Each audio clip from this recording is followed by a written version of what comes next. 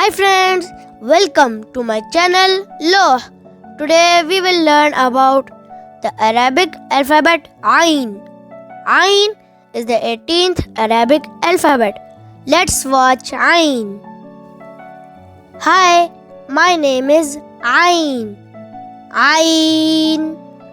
Ain.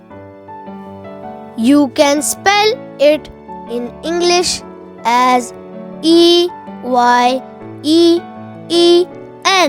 with a specific sound, Ain. It sounds like I and in sound, Ain. How to pronounce Ain? Create a sound from the middle of the throat and then slightly press the neck. A-E-in, Ain, A-E-in, Ain.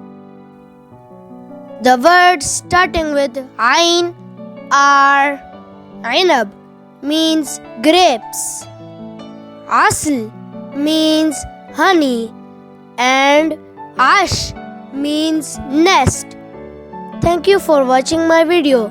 Don't forget to subscribe for more videos. Bye friends.